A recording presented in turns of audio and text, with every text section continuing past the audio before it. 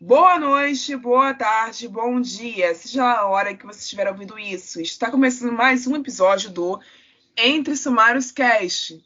E hoje nós vamos falar sobre o melhor e o pior livro de um dos nossos autores favoritos. Agora roda a vinheta. Depende. Depende. Você vai se divertir mesmo com isso? Ou você só tá lendo porque quer conseguir entrar na rodinha? Aqui desse podcast já sabe que eu sou uma senhora do gosto ruim. Eu só leio livro ruim, entendeu? Livro ruim. Ah, mas de onde você tirou isso? Você consumiu tal coisa pra ficar falando mal?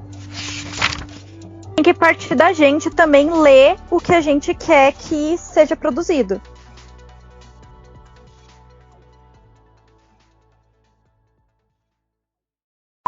Esse podcast faz parte da iniciativa O Podcast é Delas. Saiba mais em opodcastedelas.com.br.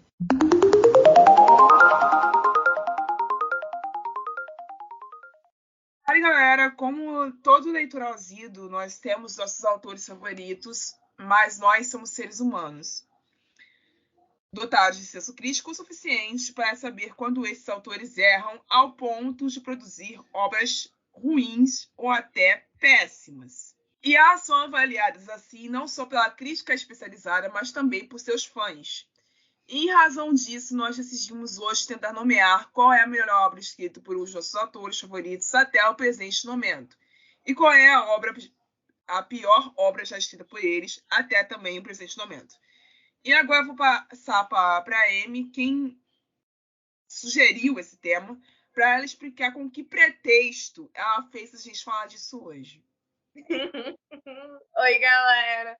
A gente, novamente, como eu acho que é de praxe de todos os episódios, quando sou eu que falo o tema, tem algum pretexto por trás. Esse daí, novamente, é aquilo assim para eu xingar Daniel Witcher. Porque eu acho que não teve episódio suficiente, acho que foram o quê? Só 3 episódios que eu falei mal desse livro. E eu acho que é necessário falar um pouco mais, sabe? Não chegou na mesma quantidade de livros, que eu falei mal de Akotar, que eu falei mal de Cinderella's Dead, entendeu? Então eu acho que para ser justa, porque eu sou uma pessoa justa, eu tenho que falar mal desse livro de novo. Então tá aqui. Eu sou completamente apaixonada pela autora, entendeu? Maravilhosa, mas minha senhora, terror. E tu errou feio. Então a gente tá aqui pra xoxar aqueles autores que a gente gosta da pessoa, a gente abraçaria a pessoa se encontrasse com ela, entendeu? Porque eu vejo a Victoria Schwab, eu acho que ela tem cheiro de tutti-frutti, essa mulher. Então, assim, tá aqui. Esse é o pretexto para fazer tanto a Rai quanto a Anne, que não tem que fazer esse tipo de coisa, xingar gente que elas gostam, pra elas fazer isso também, porque eu acho que é justo, sabe? Eu acho que é uma coisa legal, uma coisa gostosa você espalhar um pouco de ódio na sociedade, sabe? E é isso. E é essa pessoa hoje que há 10 minutos atrás, nos bastidores, estava me dizendo que ela é uma pessoa extremamente sensível. Eu sou então. muito sensível. Sou muito sensível, tá? A sensibilidade também faz parte do ódio, sabe? O ódio também entra nessa maçaroca gostosa, sabe? Para vocês verem o tipo de gente com quem eu sou obrigada a trabalhar. É por isso que a menina do tarô ela só desistiu de mim. Ela falou, minha querida, não tá dando pra você. Fica aí, não dá. Pessoal, eu atualmente tenho 5 livros completamente lidos do Stephen King. Sim, são 5. Entre eles está a autobiografia do cara, sobre escrita, e um livro onde ele ensina outros escritores de terror a escrever terror, que é o Dança Macabra. A minha lista de livros dele, que eu ainda quero ler, é muito grande. Tá dentro dela It, Anne, Carrie, a saga da Torrineira eu quero ler muito também. São 7 livros. Outsider, o caso de Lindsay e entre outros. Mas eu nem sei se vou conseguir acabar de ler a obra do cara antes que eu mesma faleça. Para falar a verdade para vocês, nem essa ambição eu tenho. Porque é uma obra muito extensa, eu pretendo ler outras coisas, outros autores, e se parar para ler só King, eu não leio mais ninguém. E não vai me sobrar tempo. E eu tenho muita coisa para viver ainda. Por isso eu não tenho mais essa missão. Então entendam quando eu digo que o que eu vou falar nesse episódio é baseado na opinião de críticos especializados na obra do autor, e eu estou pegando de base 2 sites gringos e um brasileiro, e existe um consenso de crítica que o melhor livro do King, escrito até para este momento, é It, A Coisa. Eu não li It ainda, tenho muita vontade de ler, mas não pude. Coloquei outros livros na frente por serem menores e mais baratos. O It, hoje em dia, está custando por volta de 80 a 90 reais. Eu já vi ele custando 100 reais em algumas livrarias físicas. E eu tive que colocar outros exemplares que eu queria comprar também na frente, como Sob a Redoma, porque esses enredos me interessavam mais do que enredos de It em si. Mas eu prometo a vocês que se assim que eu conseguir comprá-lo e ler ele completamente, se eu ainda estiver gravando este programa, eu volto para fazer um episódio inteiro falando para vocês sobre de uma forma séria e sincera como esse livro merece ser tratado. Por que eu estou dizendo de uma forma séria e sincera como esse livro merece ser tratado? Este é um dos livros mais famosos do Stephen King, porque ele é um dos livros que possui mais adaptações, tanto a adaptação dos anos 80 quanto a adaptação atual dividida em 2 filmes. E a adaptação dos anos 80 é importante frisar aqui que ela foi uma minissérie que recebeu alguns cortes e depois foi transformada em filme. Então ele possui 2 adaptações de grande sucesso, possui uma influência fortíssima na cultura pop e é o livro que dá um dos livros, né, que dá mais dinheiro para o King até o dia de hoje. Então, assim, não é à toa que ele é muitíssimo bem avaliado pela crítica especializada. Muita gente, hoje em dia, usa o It como motivo de piada por conta de algumas cenas presentes no livro. Por isso que eu falei para vocês que pretendo voltar para tratar esse livro de uma forma séria, para abordar essas piadas e desmistificá-las. Porque o próprio King já deu diversas entrevistas sobre esse livro, já deu diversas palestras sobre como foi a vida dele no período que ele estava escrevendo It, A Coisa, e outros livros que ele escreveu no mesmo período.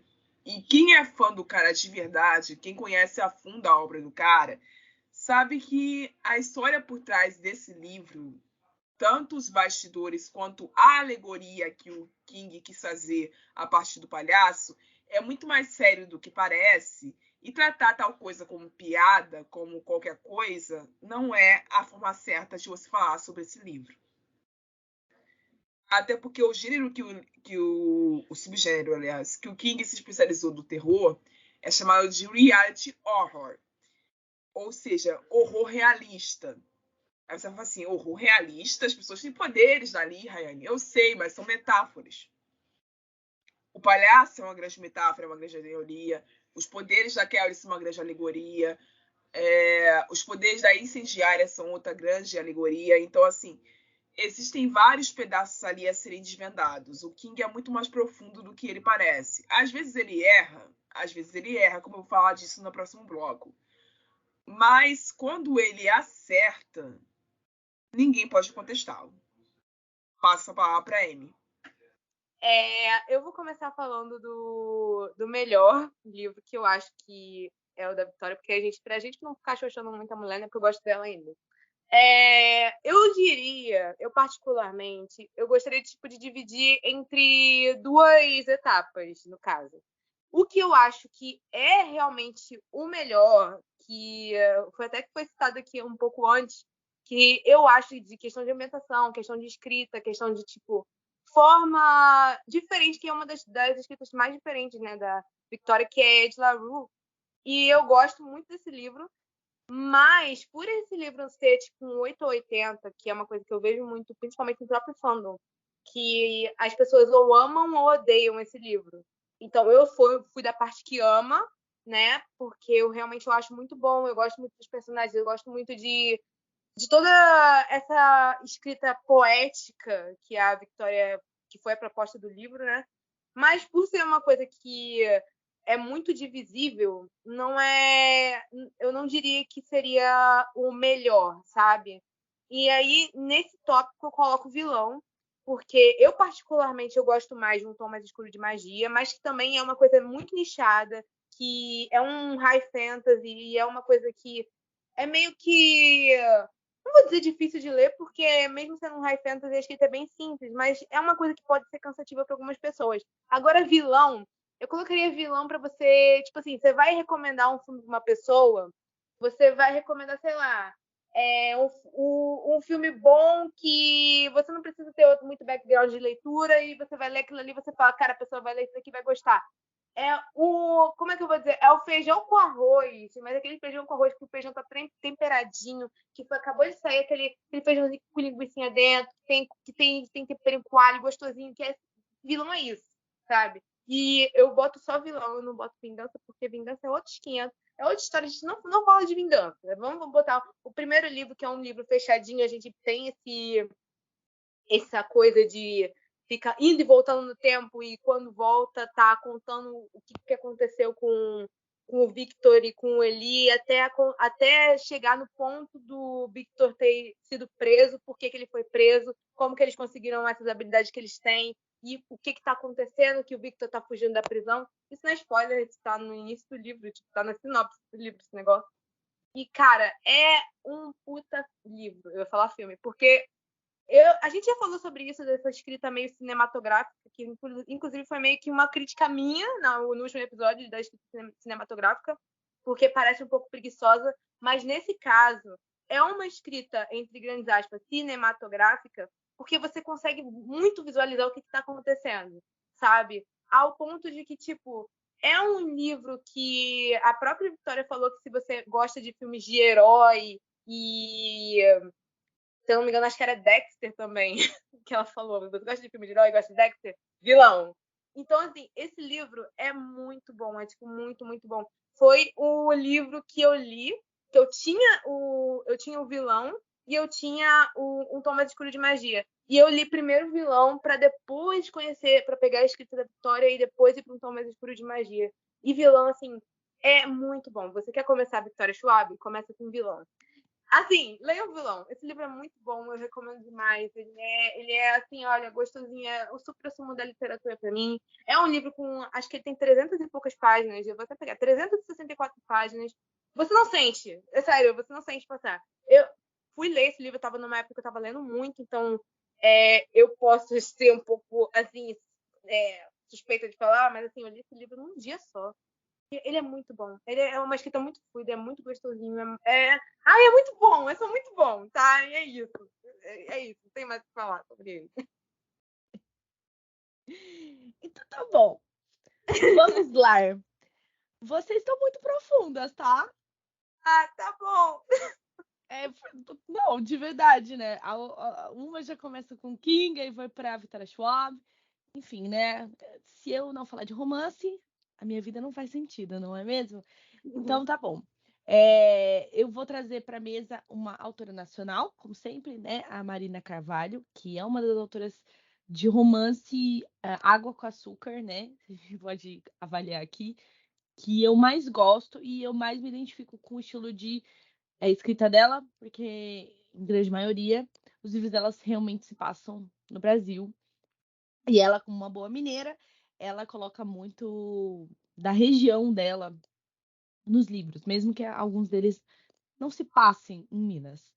Mas tá bom. Para não ser totalmente imparcial, eu peguei no Scooby mesmo um ranking dos livros dela, né? De avaliações e tudo mais, por uma questão de que eu também não terminei de ler todos os livros dela. Inclusive, eu tô com 2 que eu estou lendo, né? Que é um dorama para chamar de meu, que esse título é péssimo, tá? Eu já aviso, mas a história é muito boa.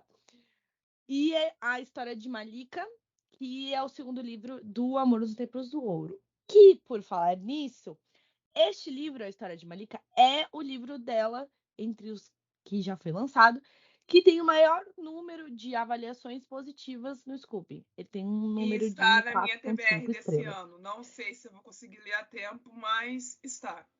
Então, eu tô na metade do livro, eu estou gostando muito, assim. Eu entendo o hype da galera dizer que é o melhor livro dela. Eu tenho um ódio porque eu comprei essa versão desse livro e era a única que tinha. E eu comprei ele uma versão que veio rasgada. Vocês acreditam? Ele veio rasgado quando eu comprei na Livraria Cultura, aquela livraria de merda. Mas tudo bem. Enfim, mas eu não vou pontuar essa história ainda como a melhor dela, apesar de ser uma história muito sensível, porque eu não terminei o livro, né? Então eu acho meio chato, né? Colocar assim, olha, eu também acho, tal, não sei o que, tanana, tanana. Tá. Mas eu vou falar do primeiro livro dele, que é O Amor aos Tempos do Ouro. Aí eu vou te explicar por que essa história é tão boa. A Marina não gosta muito de dizer que o romance dela é histórico, porque de fato não é histórico, né? Mas ela utiliza fatos históricos de uma forma tão rica e tão bem feita, porque a gente tá falando de um romance de época, obviamente, né? E na história, a Cecília, ela vem de Portugal para o Brasil porque ela vai se casar com um dono de terras e tudo mais, num casamento arranjado. E a pessoa que atrás, né, ela chega, se não me engano, no Rio ou em São Paulo, e aí na viagem dela até Minas Gerais, ela é escoltada pelo capataz, né, do senhor dela, que é o Fernão. E em volta dessa viagem, eles vão se apaixonando. E é um romance proibido e o cara, o senhor dela, é um escroto, né? Não preciso falar, é nível o vilão, até me esqueci o nome do infeliz do livro de Ao Meu Redor. É o mesmo esquema. E esse livro, eu gosto de como ela trata a narrativa. A narrativa dela é uma coisa um pouco diferente do que eu tô acostumada com os livros de romance de época, porque realmente ela faz uma construção impecável. Não é à toa, né? Porque ela é professora de português. Então, eu acho que ela conseguiu juntar nesse momento histórico com a linguagem, né? Que seria da época e tal. E colocar no livro ficou, assim, indescritível. É muito bom. Os personagens dela também são bem feitos e com características muito fortes. A Malika, ela aparece no primeiro livro e ela tem importância na história porque ela é meio que tipo uma dama de companhia para Cecília, mas ao mesmo tempo ela é governanta e ao mesmo tempo ela tem um romance com o Henrique, que é o filho do dono das terras, e eles têm um romance meio proibido, e isso vai crescendo na trama do livro 1, que acabou dando no segundo livro, porque ela é uma personagem que ela conseguiu muito grande na história, entendeu? E eu acho que ela foi muito esperta de ter feito o segundo livro, apesar de eu ainda não ter terminado, porque ela pegou um hype muito grande com a personagem que, mano, quando ela fez, e tem umas cenas nesse segundo livro que envolvem, né, a Malika, que é de cortar o coração, de verdade. É uma autora branca, escrevendo sobre uma personagem negra, escrava, ex-escrava, no caso, no segundo livro, mas no primeiro, escrava. E ela trata isso, ela constrói isso, ela constrói a personagem, a cultura dela, de onde ela veio, tudo que envolve ela de uma forma impecável. É sério, a Marina Carvalho, ela é incrível. Romance Água com Sal, feito de maneira muito responsável em todos eles, até inclusive no que eu vou falar mal, é responsável. E é isso, gente. Leio Marina Carvalho. Gente, como eu falei lá no início, autores, escritores são seres humanos. Seres humanos cometem erros. Seres humanos não são perfeitos. Eles não acertam o tempo todo, eles nem precisam acertar o tempo todo. E não é diferente isso com as histórias que eles criam. Então, usando de base os mesmos sites que eu usei no início, eu vou dizer que o pior livro já escrito pelo King é O Atirador. Ele pertence à saga Torrineira, que possui ao todo 7 livros, e muitas pessoas que já leram essa saga, quando vão fazer resenha na saga inteira, falam que ela é uma saga de níveis, ou seja, ela começa mais ou menos, o segundo livro é muito ruim, que é no caso Guslinger, que é uma narrativa fraca. No terceiro livro as coisas melhoram. No quarto livro tá bom de novo. No quinto tá bom outra vez. E o sexto e o sétimo são incríveis.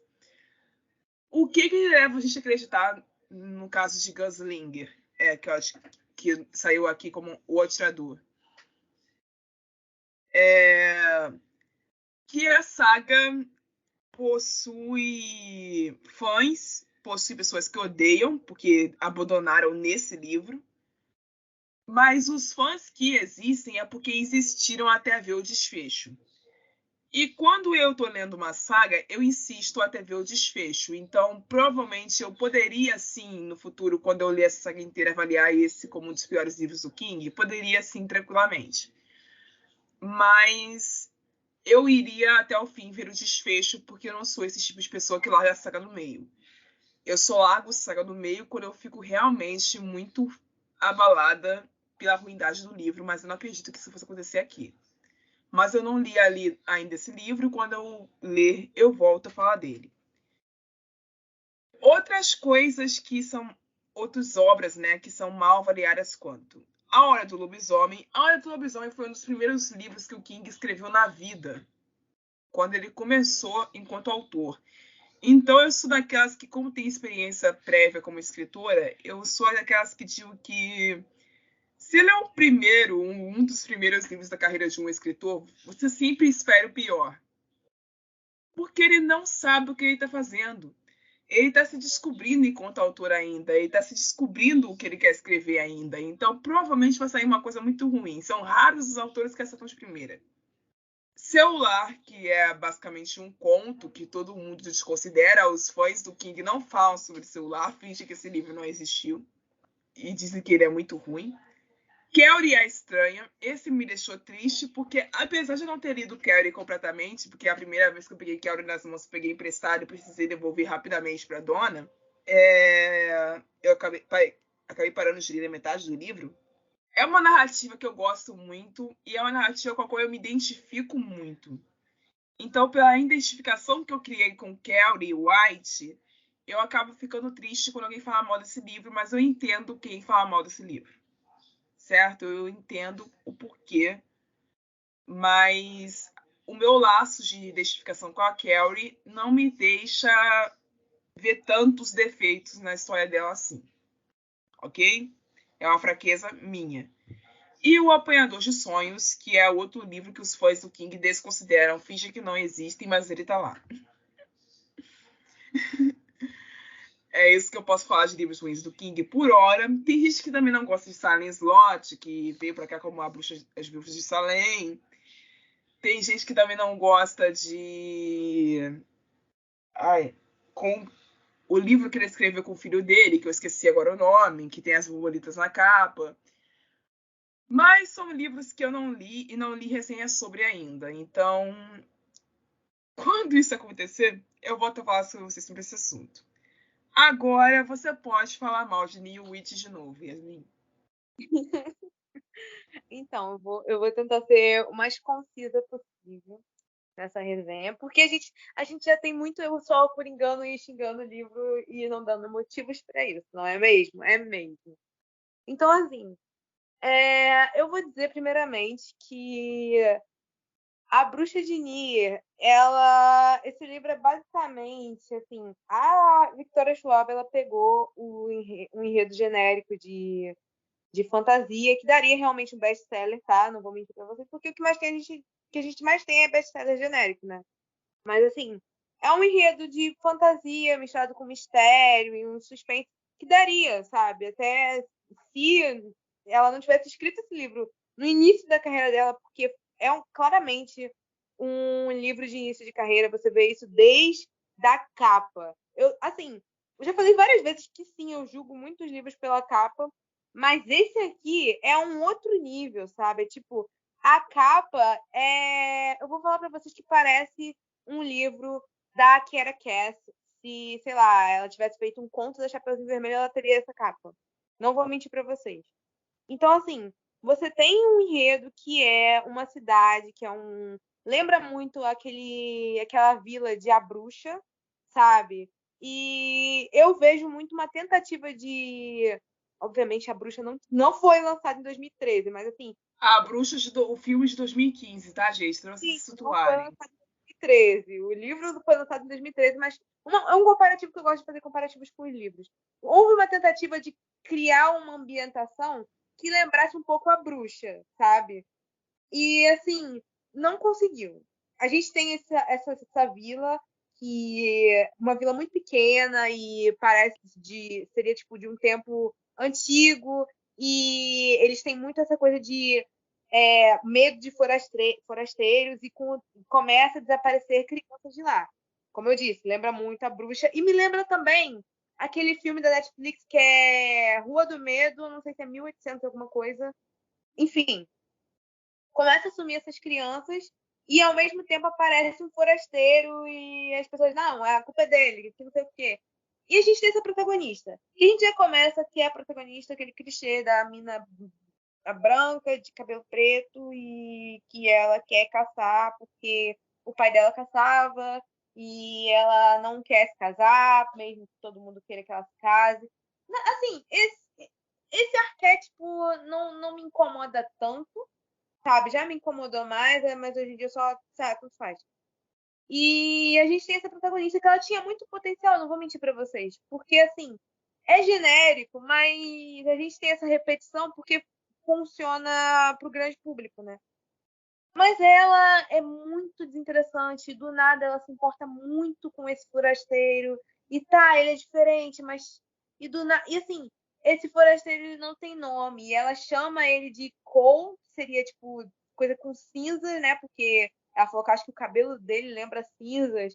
E aí você vê que ela chama ele de Cole, e aí depois ele explica que ele tá sozinho porque a vila dele inteira pegou fogo. E ela chama o garoto de cinzas. Aí você fica, Mona, não é de bom tom? Não é de bom tom. E ela não muda o nome dele depois, tá? E eu falo pra vocês, ele se chama Cole e ele, se eu não me engano, tá, gente? Ele não tem nome. Esse é o nome dele e mantém o nome dele. Ele não tem o nome próprio.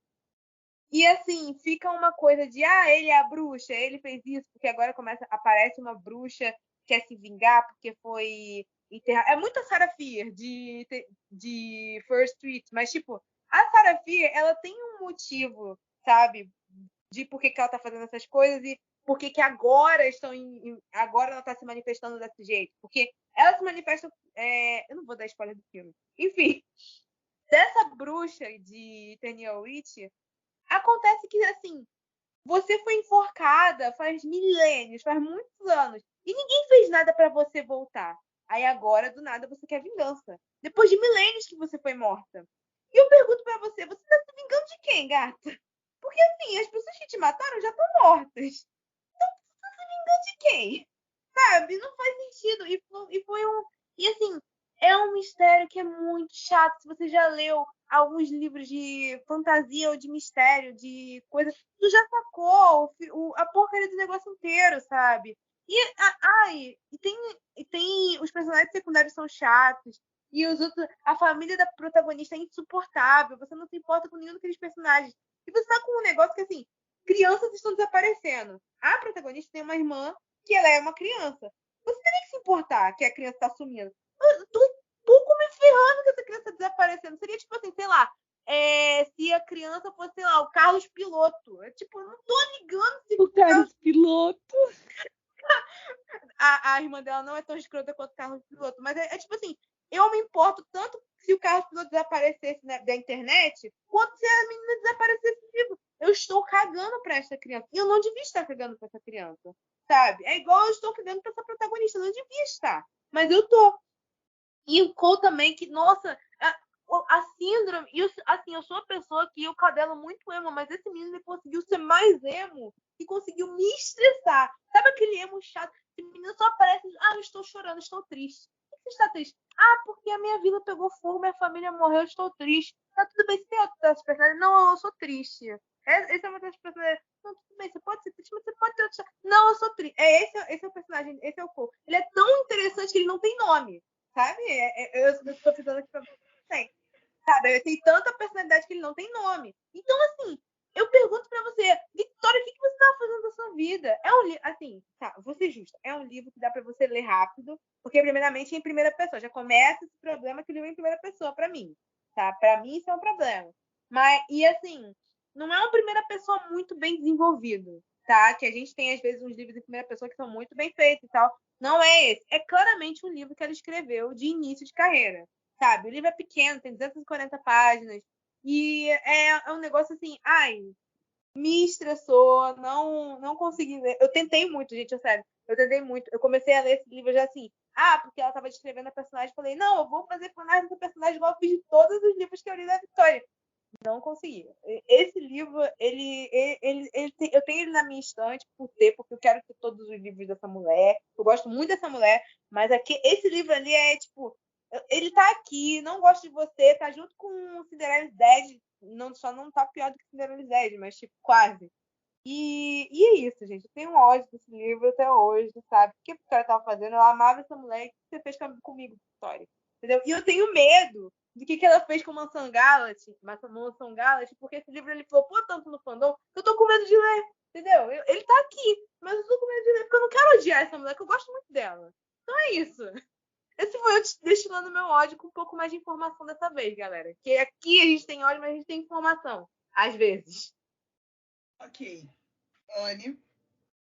Vamos lá. No Scooby, das obras que a Marina tem, eu acho que uns 12 livros, se eu não me engano, publicados. E ela tem uns livros, às vezes, que são recontos do mesmo livro. Por exemplo, a gente tem Azul, a Cor do Mar, que é um livro, acho que de 2015, uma coisa assim, que é a história da Rafaela e do Bernardo, eu acho, não me lembro muito bem, mas que quando ela foi para Globo Out, ela refez o livro pela perspectiva do mocinho, que virou A Menina dos Olhos Molhados. E aí, depois de um tempo, ela relançou o primeiro livro, só que, né, enfim, na primeira versão. E este livro, em específico, ele é o que menos tem estrelas do Scooby. Ele tem. E este é um livro que eu li, eu gostei. Então eu tenho um pouquinho de ressalvas quando as pessoas falam mal desse livro. Mas é porque eu entendo, por conta do personagem principal. Ele é muito melodramático. E ele é muito dramático também. Ele leva as coisas muito ao pé da letra, ele é muito brutão e tal. Ele é o típico cara criofalculista, sabe?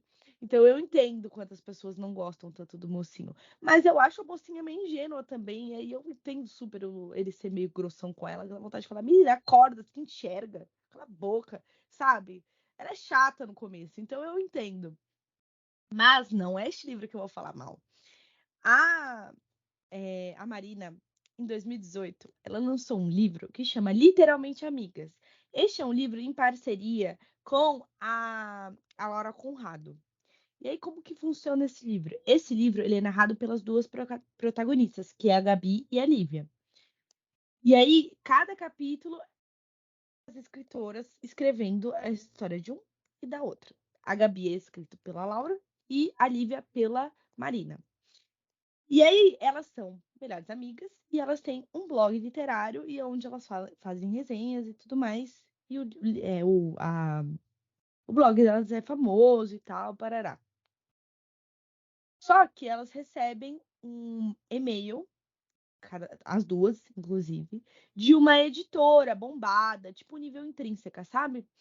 E eles estão fazendo um processo seletivo para uma vaga que vai abrir nessa editora e tudo mais. Estavam chamando elas porque achou o perfil delas que combinava com a editora. E as duas vão e se inscrevem. Só que uma não conta para a outra que está se inscrevendo neste projeto. Até porque as duas no começo pensam que, tipo assim, olha, quero muito essa oportunidade. Mas elas não imaginavam que elas fossem longe na oportunidade. Então, passa-se. Aí vai começar as histórias, aí a gente vai descobrir que a Gabi é o namorado perfeito dela, ficam ouvindo à noite um barulho que é tipo toque, toque, toque, toque, toque, no negócio no andar de cima, e não tem pessoas no andar de cima. Essa história é péssima, gente, é tão chata. Jesus do céu, tão chata essa história do. Eles estão dormindo e vem um toque, toque, toque, toque, toque. E a menina, ela fica louca das ideias, porque ela fica, ô Léo, acorda, olha, tem um barulho aqui em cima. E o cara fala, tipo, minha filha, vai dormir, você tá doida? Vai dormir. É um prédio, sabe? Às vezes tem barulho. E enquanto a Lívia ela acaba conhecendo um cara que é o Santiago, o sonho da vida dela, né? Tipo, é bem romance água com sal. É que ela não consegue viver relacionamentos e tudo mais, ela tem problemas com isso e tal. E ela acaba conhecendo o Santiago, que é um cara muito bonito, muito simpático, que ela se interessa muito, tá muito atraída. Mas o melhor amigo dela, que é gay, ele fala assim: olha, eu acho que ele é bicha, hein? Acho que ele é viadinho. E aí ela acredita, ela fica o tempo inteiro no livro se perguntando se o cara é gay ou não, na cabeça dela, porque ela não pergunta diretamente pro cara. Aí eles começam a se relacionar, conviver junto, ir um no apartamento do outro, e ela fica sempre falando: nossa, mas esse cara é tudo de bom, nossa, como eu queria namorar esse cara, para não dizer outra palavra. Mas, nossa, ele é gay, ele é gay, ele é gay. Você fica mulher porque você não pergunta para este homem se ele é ou não. Isso! E, para piorar isso, porque essas são as histórias paralelas que as autoras vão te mostrar ao longo do caminho do livro. Só que o momento principal é realmente esse processo seletivo que as duas protagonistas estão fazendo, e elas começam a afetar a amizade delas quando descobrem, e isso já no comecinho do livro, tá? Que elas estão competindo pela mesma vaga. Quando acontece pela primeira vez, a Lívia, ela fica muito chateada com a Gabi, porque a Gabi não contou pra ela que ela se inscreveu. Mas, ao mesmo tempo, ela também não contou pra Gabi que ela se inscreveu. Aí você fica tipo: tá bom, minha filha, você tá triste, mas não falou pra ela por quê? Você também não falou, entendeu? Tipo, e elas ficam com umas briguinhas muito adolescentes, juro. Aí elas param e voltam a conversar. Aí a Gabi fica chateada porque a Lívia manda um e-mail para ela, que era uma das propostas do processo seletivo, porque elas são separadas em grupos, e elas ficam em grupos separados. Que era propor para Gabi, para fazer a capa do livro que eles estavam produzindo e tudo mais, e tinha que fazer essa troca com o pessoal das equipes. E aí a Gabi acha muito chato o jeito que ela se dirige a ela no e-mail. Aí você fica: esse não é o momento para vocês serem amigas, é um momento para vocês profissionais, né? Que isso? O que tá acontecendo?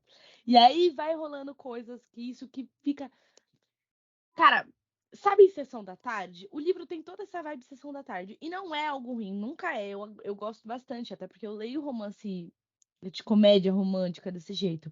Mas é chato, é esquisito, porque metade dos problemas que elas têm, elas poderiam resolver sentando e falando.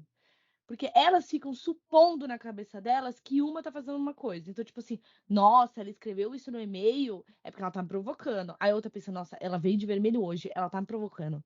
Ah, não, porque não sei o quê. E isso começa a afetar elas no âmbito profissional, por conta do blog que elas têm. Então isso fica afetando, e aí elas querem largar o barco, porque não aguentam mais uma outra e tudo mais. Gente, eu queria dizer que esse livro aqui, ele tem 300 páginas, né? Ele tem 334. Eu li este livro até a página 238, exatamente no capítulo 15, e eu não terminei até agora. Estou há 2 anos com isso. Caraca. Por quê? Porque é péssimo, eu não tenho vontade de terminar isso aqui, gente, é muito ruim. Ai, é porque a gente tá falando de duas personagens adultas, entendeu? Duas personagens adultas que não conseguem se resolver. Simplesmente, é isso. E aí fica as histórias paralelas, inclusive eu parei na história, por exemplo, da Lívia, quando ela descobre que o cara é gay. Porque ele, tipo, meio que vai beijar ela e ela fica, tipo assim: não, não, não pode. E ele fica assim: não pode? Você não quer? Assim: não, eu quero, mas você é gay. Aí ele fala assim: de onde você tirou que eu sou gay? Não, pera, o diálogo é assim mesmo. Não, pera. Não. Basicamente, o Santiago se declara pra Lívia. Ele fala pra ela assim: olha, eu tô apaixonado por você. E ela fica assim: ah, mas não pode, né? Você é gay. E ele fica tipo: olha, na verdade, não é assim. É que eu não sou gay, entendeu? E aí depois ela chega no melhor amigo dela e fala assim: olha, será que eu fui muito babaca de ter pensado nisso e tal. Aí ele fala assim, Lógico! olha, Será? tipo, e o melhor amigo fala assim, olha, não é que você foi babaca, mas assim, né, você poderia ter perguntado pro cara, né? Incrível. Mas foi E aí- você que começou. Aí, depois ele acaba falando pra ela, olha, não seja tão dura com você mesmo, com o homem, então. Porque ele se declara e ela fala assim, ó, você pode, por favor, sair da minha casa? Sai da minha casa. Cadê minha Não cara? vai ter relacionamento. Ok, né? Essa foi a parte dela. A da Gabi, completamente inútil, porque ela tá vasculhando e aí ela entra no apartamento, vê alguma coisa e você não sabe quem é, porque a autora corta no meio. E nisso elas estão bravas uma com a outra por algo que aconteceu na editora. E elas brigaram muito feio e separaram a relação, não estão se falando há tipo uns 8, 7 capítulos, sei lá. Não terminei.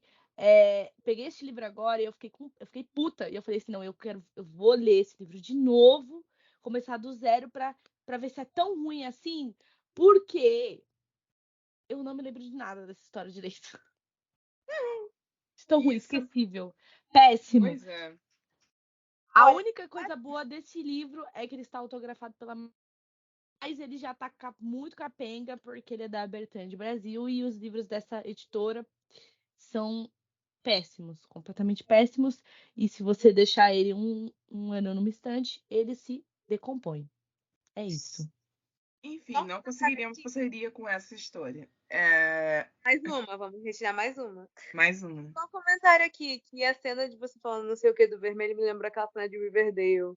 Da. Ah, sim, que eu inventei o vermelho, né? Vermelho! O problema. Riverdale, a gente tá falando de adolescentes. Sim. Esse livro, elas são adultas, tentando conseguir um emprego, entendeu? Inclusive, Complicado. a Gabi, ela já é praticamente casada, porque ela mora já com o cara há muito tempo, eles estão noivos e tudo mais. Então, assim, eu fico chocada que eu não aguento mais esse negócio assim. Eu não estou lendo uma adolescente, eu não quero uma adolescente no livro que eu quero, como protagonista no livro que eu tô lendo. Eu quero só que vocês sejam adultas, mano. Eu entendo. A personagem, por exemplo, da Gabi, ela é muito avoada, ela é engraçadinha, que não sei o quê, ela é mais divertida.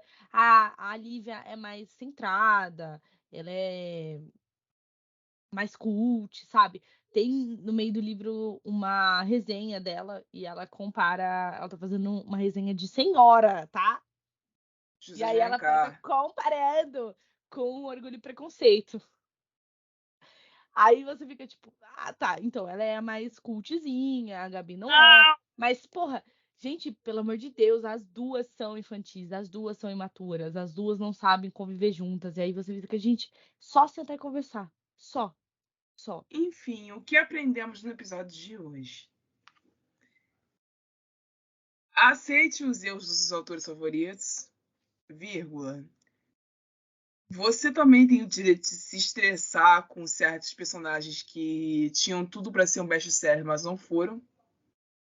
E por último, mas não menos importante, Anne, a gente tem que tomar cuidado para não começar a brigar daqui a pouco.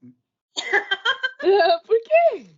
Porque você notou que você acabou de descrever você e eu? É verdade.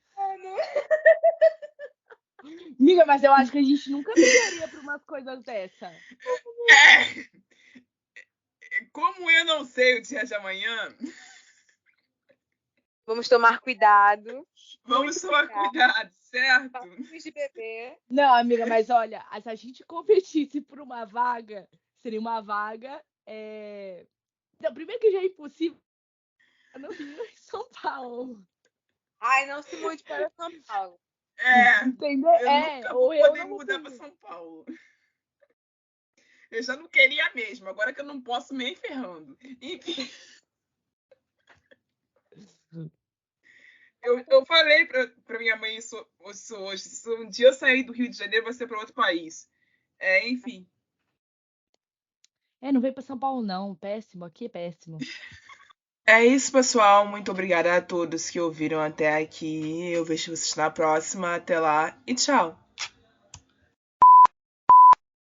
Você ouviu um programa participante da rede Podcast é Delas, uma iniciativa que fornece toda a infraestrutura necessária para mulheres hospedarem e publicarem os seus podcasts. Para fazer parte, entre em contato conosco através do site opodcastadelas.com.br ou através das nossas redes sociais, como @opodcastadelas.